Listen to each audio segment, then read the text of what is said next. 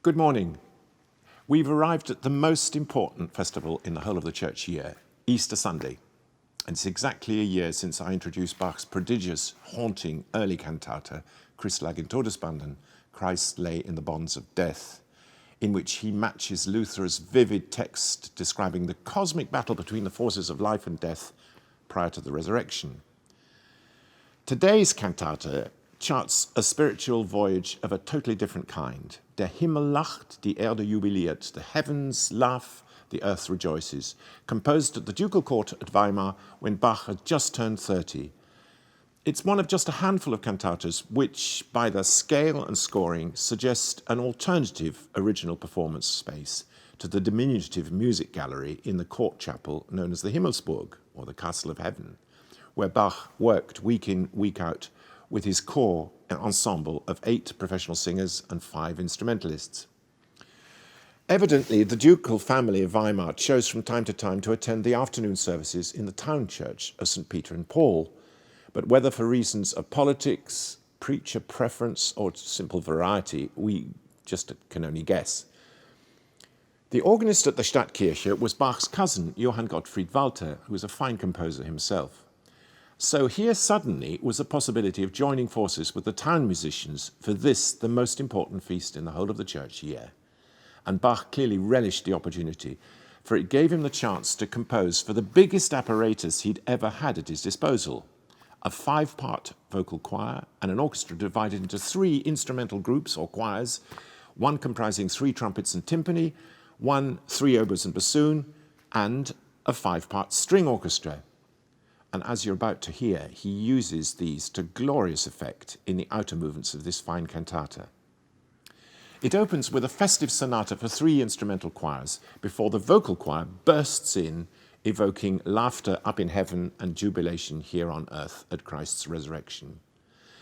The 5-part choral texture, the dance-propelled rhythms, and the trumpet-edged brilliance all seem to look forward to the Gloria from the B minor Mass, even to the slowing down of tempo and silencing of the trumpets when the words speak of Christ's release from the tomb.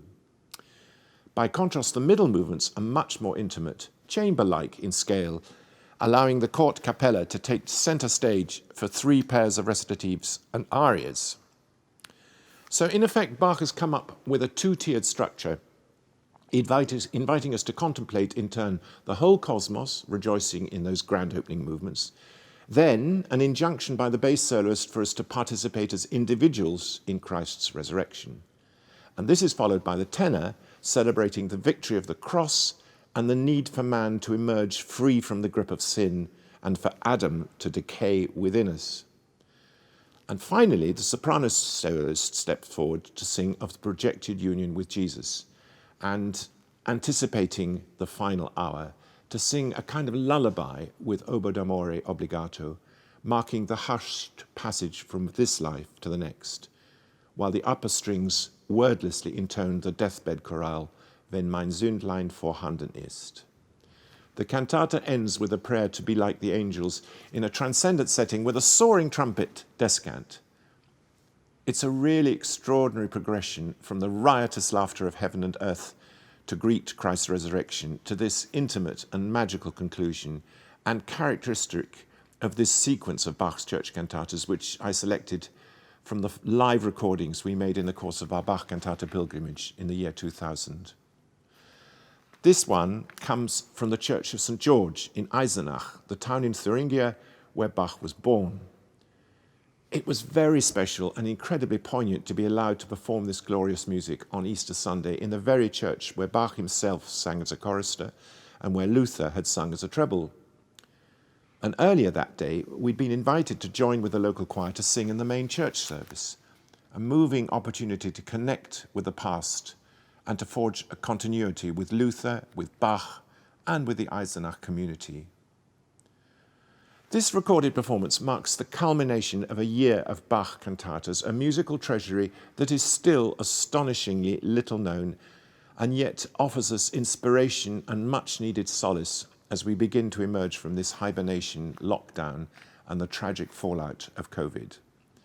If you've been following this weekly sequence, perhaps you'll agree with me that some of the most compelling filmed introductions of the last year have been those where an individual participant in the cantata pilgrimage has voiced personal memories connected with a particular cantata or concert or venue 20 years after the event. I'd like to pay tribute to all those who have generously contributed video introductions and to thank all the musicians who took part in that memorable pilgrimage, as well as to acknowledge you, our faithful listeners, for the lots of appreciative emails and comments you've sent us about the videos and the recordings.